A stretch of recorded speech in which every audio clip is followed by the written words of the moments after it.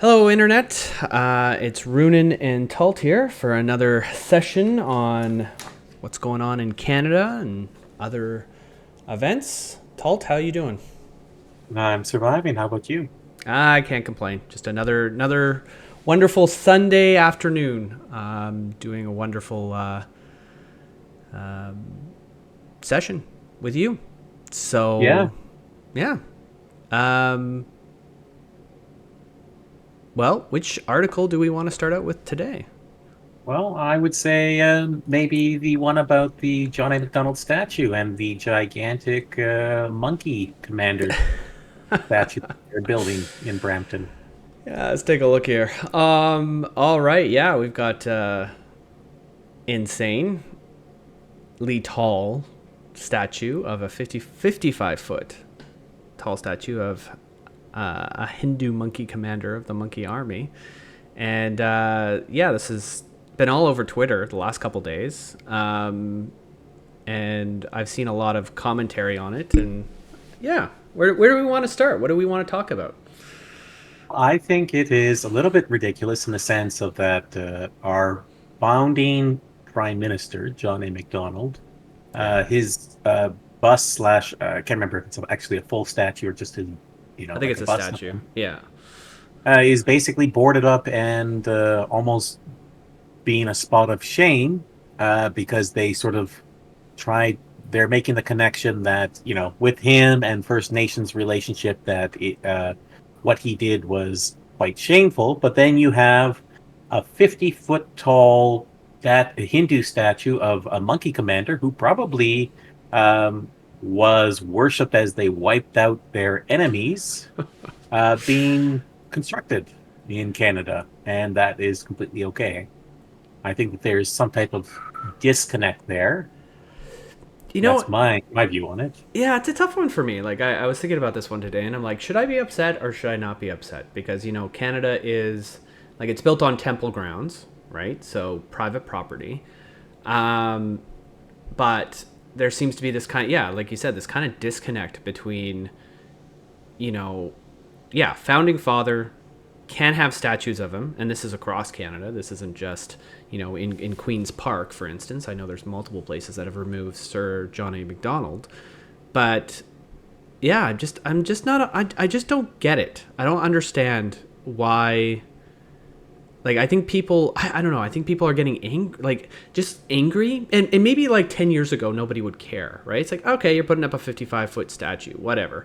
But I think you're absolutely right, where it's just like we can't even have our founding father, Yeah, you know, presented, and then you put a statue up, and I don't know. Like, I don't know too much about this monkey commander. I don't even know too much about the Hindu religion at all. So I don't know. Like, it's a tough. I'm kind of stuck in the middle because it's just like, yeah, like I think you can just build a 55-foot tall statue, but at the same I think time, the problem that a lot of people probably that have the similar type of viewpoint, the main problem is that it is okay for thee, but not for thee. Where, especially like I would say, in my personal opinion, and I know people would vastly disagree with me, but it really feels like Canada is fracturing into different ethnic groups. oh And yes, e- I completely agree. even like provincially, everyone is fracturing. There's very little in common. Like people in Alberta have very little in common with people in Quebec. People in Newfoundland have very little in common with, let's say, people in Saskatchewan, and so on and so on. And we are seeing that disconnect with how people view other Canadians. Yeah. Generally, for me, I really don't have a problem with this gigantic statue. I mean, I'm kind of the mindset that I don't really care about it.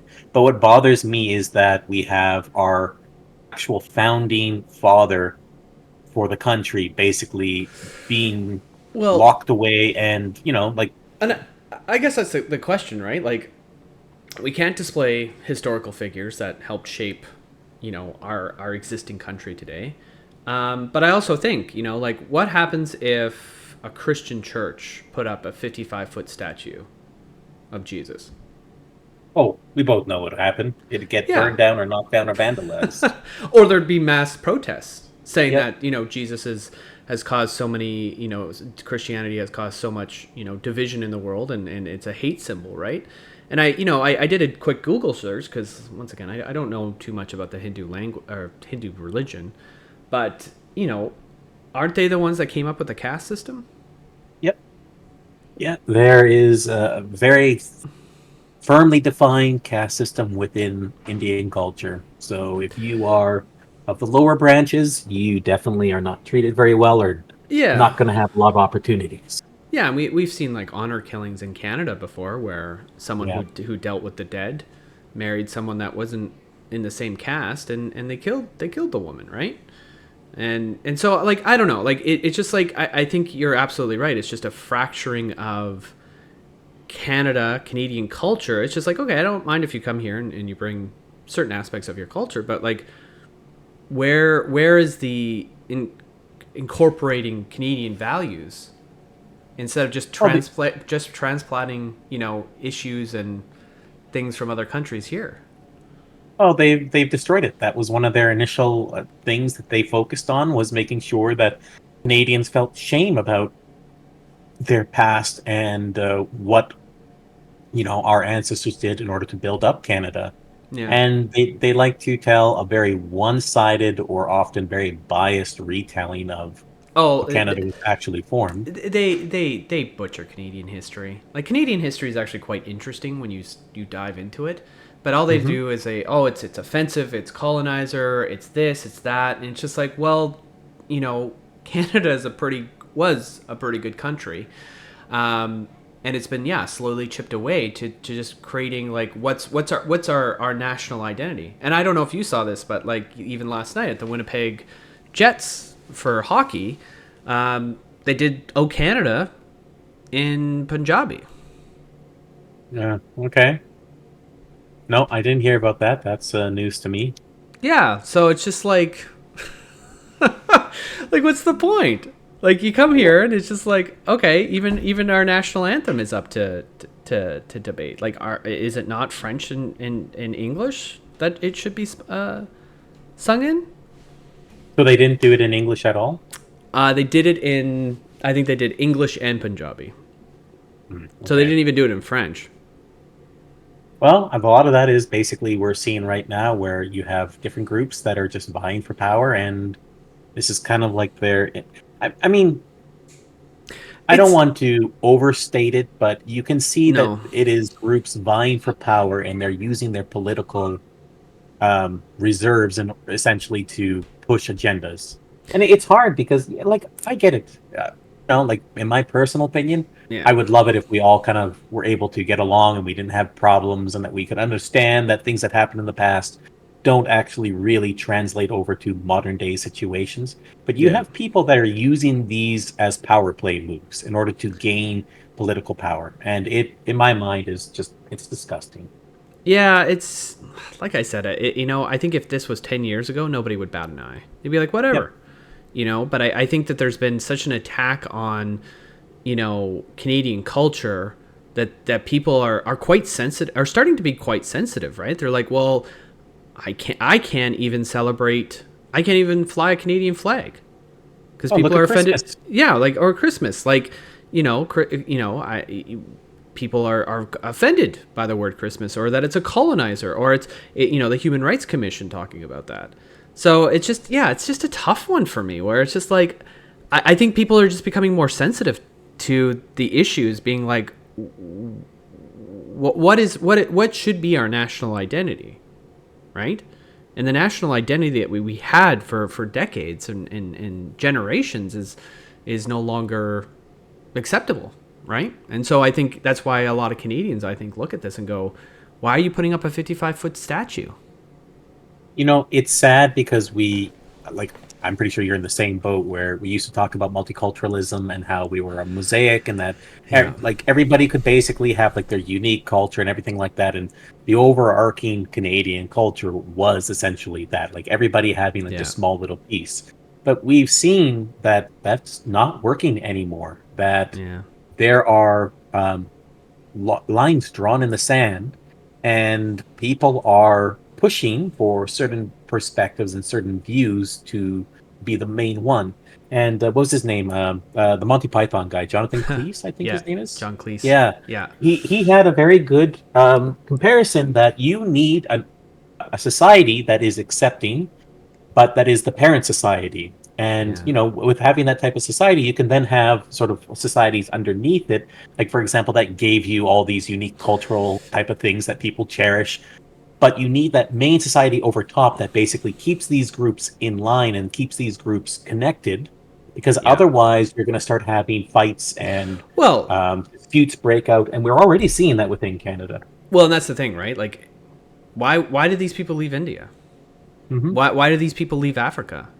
If they're just going to transplant, the same issues and cause the same fighting, like the Palestinian Jewish conflict, for instance, or sorry, the Hamas, Jewish conflict. That's another one. Like there was a Santa Claus, protest. They showed up at where kids are having magical moments with Santa, and the Palestinian Hamas supporters came up and were cheering, screaming, and these kids are crying because they just wanted to see Santa and tell them what they wanted for Christmas. Like no respect, right? Anyway, should probably move on from that one. Do we want to talk kind of in the same theme? Ottawa plans. Do you want to talk about this one? Yeah. So Yeah. one of the go for it. Oh, I was just going to say Ottawa plans to create Canadian citizenship path for undocumented immigrants. And we'll just kind of do the four-line here. Ottawa is preparing to create a path to citizenship for hundreds of thousands of people who have lived and worked in Canada illegally for years, starting with construction workers, Immigration Minister Marc Miller says. So what do you think? What are your thoughts on this one? I think this is another example of how we are sort of crumbling when it comes to our society. And I think it is an issue that the only reason the government's really doing this is possibly because the Ponzi scheme that is our pension plan is not really working out in the long term. So they need a whole bunch of bodies essentially to prop up the pension plan. And that's why they're trying to bring in so many people per year. Well, I think, pension plan is one thing, but I think we're also, we have the baby boomers, right? The silver wave is coming, right? And we don't have enough people to replace the baby boomers, and they're still working, right? And they're starting to retire, they're starting to die off because they're getting old. But I once again, we've had a couple videos already, and we've talked about immigration. I think immigration, Canada is a country of immigrants. We've always been a country of immigrants, but I don't think it's like it's not fair. Like, how do these people come in illegally, haven't been vetted by any security forces or to see if they're extremists or terrorists or anything like that? How is this fair for people who are trying to get into Canada through the process? How is it fair to those people who, these people just came in illegally and now they get citizenship? Because No, it's not fair. No. Actually, I think for most of the people that have gone through the system legally, this is a gigantic slap in the face for the people that have done the process. And I will say that, as someone that knows a lot of immigrants that have gone through the system, that this is almost like you know, like a middle finger to those type of people because they've gone through, they've done the paperwork, they came here, they put their years in, they worked and built up Canada, helped build up the foundation. And you have people like, let's think back to was it Roxham Road that we had a whole bunch of people that were passing through, and have they actually paid their dues at any point? Have they gone through, filed, have like Well, we don't know. There's hundreds of thousands, right? Like we don't know. And like we've heard other stories of like how people's visas expire or their permanent residency has been pulled because of historical stuff, and then CBSA loses them. They're like, oh yeah, we Mm-hmm. lost them. We don't know where they are. Like, what do you mean Yep. you don't know where they are? Like, I think it's not fair in my eyes. And I don't think it's gonna, these people aren't coming. I don't know. I don't think they're coming here to, I don't know if they want to come here to actually make a positive contribution. Yeah. I think they're coming here for maybe economic reasons, to be like, oh, I want a quick job, and then I'm going to make some money, and then I'm going to go home. And the worst part is, like, that amount of immigration, that's not actually really helping the current situation. We have No. a situation where the cost of living has skyrocketed in the last 15 to 20 years. You have wages that have stagnated to the point where they're really not paying much more than like the 80s or the 90s. Yeah. And when you bring in a huge amount of people that are probably going to be Yeah. working, those type of jobs, all you're really doing is suppressing wages. I You're agree. just literally hurting everybody at this point. And I know the media likes to phrase and use the word like undocumented immigrants and No, stuff they're like that illegal. rather than illegal. So why not actually use the wording and the correct phrase for what these people are? They're illegals. They came in illegally. They're not contributing to society in the way that they should be. Yeah. And all they're really doing is hurting everybody in the long run. Like what they need to do is go through the legal channels. That's what they need to do. Yep. And if they Oh go through yeah. the legal channels, I'm okay with it. Like as you said, we are basically a country that is built off upon immigration, Yeah. and I'm completely okay. Like I realize that as a country, we need to have our population grow, and Well, that we do need that immigration. But let's yeah. do it responsibly, and let's make sure that we're checking out individuals, so we're not getting nasty individuals that we shouldn't be letting in. Well, this is the thing, right? Like, look at the guy that got assassinated by the Indian government. Hmm. And don't get me wrong. He was it looks like he was a terrorist. It looks like he was an extremist, and that's what India is saying, which is a concern. I don't think India should be operating or killing people on Canadian soil, but like, how did he get Canadian citizenship? Like, the guy came in illegally. They actually said the first time he came through, they said, no, you can't get, you're not eligible to become a Canadian. And all of a sudden he's got a Canadian citizenship. Yeah, because you basically have people that are bleeding hearts, and that they basically come in and cheat the system. Yeah, and I feel bad for actual people who, are, are refugees, or, do care about coming to Canada and settling down and putting roots. I respect those people. That's a hard thing to do. And Mhm. those people, I think, are going to add more to our country than said people that are like, yeah, 100%. yeah, exactly. It just makes me mad that we just, and yeah, and then it's unsustainable. Like, bringing in so many millions of people over the next 10 years, we're in trouble. Like, we don't have enough buildings for these people. And like, I don't know if you've seen the videos, but like, Kelowna has like a huge tent city. Toronto has a huge tent city. Like, these are places where people are going to freeze and die.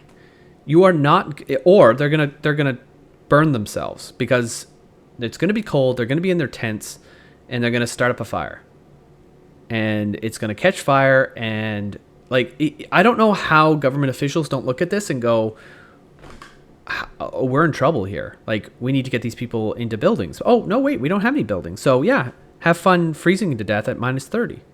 Well, they probably do, but then they think, well, what's going to happen with public backlash if I do anything against You these homeless know, individuals? and that And also, then because they're afraid of that, then they don't do anything, and well, they just kind of go along with the mob. and that's the thing. It's just like those like screeching NGOs or so-called charities that are pushing this stuff. They're such a small minority, but just because they screeched loud enough, they get heard. Like, more people need to stand up and say, this isn't right. Like, we can't have people on the streets like this. Oh, you know It's what they say: the squeaky wheel gets the grease. Yeah, I know that's a fair statement, but it's just like, I don't know. Pierre Poilievre, stated, it's like, we're going to be a humanitarian crisis. I mean, we already are in this Well, situation. Like the amount of people that are going underwater because of the cost of living at this point. yeah, but And then, I think people are going to die, dude. I think oh people yeah, are going to freeze to death. Like, this isn't like some California or some southern, United States. Like, if you are exposed to the elements in Canada, the likelihood of you freezing to death is pretty damn high. I mean, I wouldn't be surprised. Like, didn't Vancouver just get a huge dump of snow not that long ago? No, no, that was rain. Was it Yeah, rain? Oh, I thought yeah, they but got some snow. it's still cold. Like, Vancouver Island, the southern coast. You probably, but even like the northern tip of the island gets a lot of snow. But either way, it's just like, look at Toronto, look at Kelowna. These are I places that would, you're going to get -20, I -30, would, I would probably wager money that there have been quite a few people that have probably passed away due probably. to being homeless and basically sleeping on the streets, even in like places like Vancouver. It's Yeah. just they purposely Oh don't well. report stuff like that. Well, here in BC, as you viewers know, now know that I live in BC, there's a lot of deaths by Opiates. toxic drugs, is what they call it, which is dumb. Okay, so we're 20 minutes in, so time for our third and final one. Now we got a few choices here. We can either talk about half of Canadians on the brink of financial collapse, which kind of is part of the theme. We can talk about grocery code launch being held back by dissent from some retailers, board report. Or we can make it a little bit lighter. Hasbro lays 1,100 people off, hitting D&D and Magic: The Gathering. Which My one vote is for the Hasbro. Let's do something different. you want to do? Talk, Hasbro? Okay, I yeah, like let's it. talk about Hasbro. All right, so let's just read the headline here. So Hasbro 1,100 layoffs have hit D&D and Magic: The Gathering hard as a growing list of staff announced their departures. The layoffs are happening despite both properties having record years, as per an investor meeting in October. So let's just read the first paragraph here. Earlier this week, Hasbro announced that it would be laying off approximately 1,100 employees 2 weeks before Christmas. Merry Christmas. Thanks, Hasbro. As per an internal memo. At the time, I pointed out that the memo announced the majority of the notifications will happen over the next 6 months, and the balance occurring over the next year. While it doesn't directly contradict the statement, many layoffs are happening right now. So, go for I it. just want to interject and say I am actually laughing about this because the writing was on the wall. I mean, Hasbro basically gave their fans the middle finger, and this is not even because they haven't been selling very well. This is basically them just restructuring and realizing that they need to get rid of a whole bunch of people. Yeah. I don't know. Do you think, like, that's a lot? Like, I don't know how a company goes. Like, don't get me wrong. I know companies restructure all the time, but 1,100 employees I mean, after a there's successful business? there's massive layoffs in so many industries right now. Yeah. Like, I mean, what's a good example? I was reading it not that long ago, but like a lot of gaming companies right now, they're facing massive layoffs. I mean, we just talked about it maybe like last week or the week before. Yeah. CBC Oh, yeah, yeah, laying off, yeah, yeah, yeah, a whole bunch of people. Like yeah. this seems to be a lot of companies realizing or trying to restructure, maybe cut off a lot of the individuals that they feel that they don't actually need. Well, And who with do you Hasbro, do you sorry, go think for it. do you think it's those individuals that are making this woke content, this stuff that's you know, kind of garbage? I think some of it probably, yeah. As for like the vast majority, I don't know. Like it could be like a whole bunch of people that are just in shipping or anything along those lines. I'm not exactly sure, but what I do find really irritating is that they're laying off all these individuals, and then the board is basically getting bonuses. Oh yeah. 9 million in compensation, in Oh, addition is it? to his 1.5 million salary Oh, last year. man. That's from the CEO. Yeah, it's a tough one. I think you're absolutely right. Like, I think people are not. I don't think people realize that we're going in for a hard, rough time into 2024. Like, I think a lot more people, like, this is kind of the start of, and I don't know. I don't know if Hasbro did really have a record year, if they are actually going to make it, they made a ton of money, or if they're realizing, oh, we're actually seeing a dip in sales. We're seeing, things are not, things aren't selling as well as we thought they would, right? And so we just want to restructure it after our record year in quotation marks, right? So, but I think people don't realize that this is just the start of layoffs, I think, in the overall economy. Yeah, I think that's going to be the situation. And the one thing I will say is that those aren't really mutually exclusive, right? Like they definitely had some big blunders. Was it this year, I think, where there was a big, huge controversy with D&D and their licensing agreement with the orc. And then not to mention, not to mention their situation where they were just pushing out like magic cards. Like, I don't play Magic, so I can't really say that I know it that well, but there was issues where they were just pushing out cards and everything like that, and people were getting quite upset with how they were doing that. Well, so they've definitely engaged in some pretty crappy business practices. Well, they got rid of races within D&D for some odd reason. They made Aragorn black. Yep. They made cards for Lord of the Rings. They made Aragorn black. That was a weird one. I don't know. I just think there's a lot of people that are starting to look at this stuff. I don't know. I think there's a lot of nerds out there that are just like, I just want to play my game. I don't need a message. I don't need any diversity. There's enough diversity because I can create my own world. It just seems very forced, right? Oh, definitely it is. And in many regards, I mean, there was the whole issue where they were saying that orcs were essentially black people, and that's why they needed to completely change it. I know. I saw that one, and they're like, "Oh, well, this is a racist thing." And it's just like, orcs aren't. They're their own race. Why did you attach black people to the orcs? Like, you're the racist for doing that. To sing, it is. They're the racists for that. And part of it, like, what they do is they try to like find like these little possible like comparisons, and then they make like these gigantic type of attachments. And most people are like, "Wait, what? Nope, that's not the situation at all." And like a lot of these companies, as we've seen in recent times, where if there's any type of pushback from the woke group, they instantly cave, and they like, "Oh yeah, we completely agree with you," and they drastically change their products around, even though that the vast majority of people do not want the product changed with how that they implemented it. Well, I mean, go for it. And this is the thing with like these like this industry, right? Like, it's been around for a long time, and you have these random people who don't even play the game, and they're offended by it. And it's just like, what are you talking about? Like, it's a world, like especially D&D. It's your world. Create it in whatever way that you want. But it's like, no, you have to change the rules to make sure that it's fits my worldview.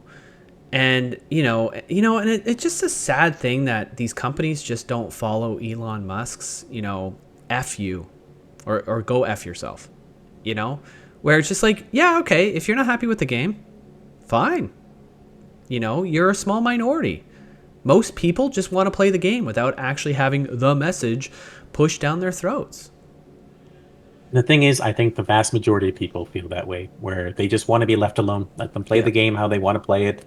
Like, a good example would be like in Pathfinder, they had the Bellflower Network, which was basically like you as the player are supposed to help save like this slave trade. And help the slaves basically rise up and overthrow, the slavers. Yeah. But because they didn't like the idea, like the company didn't like the idea of having the word slave or slavery in their product, they completely got rid of it. Even though you, as the player, your purpose is basically to free people, to save people, kind of like that heroic act. But like, it's another example of how some of these companies, and it doesn't help that a lot of these woke individuals have squirm their way in to positions of I agree, where they have powers of choice, and that they push that type of ideology and from the inside.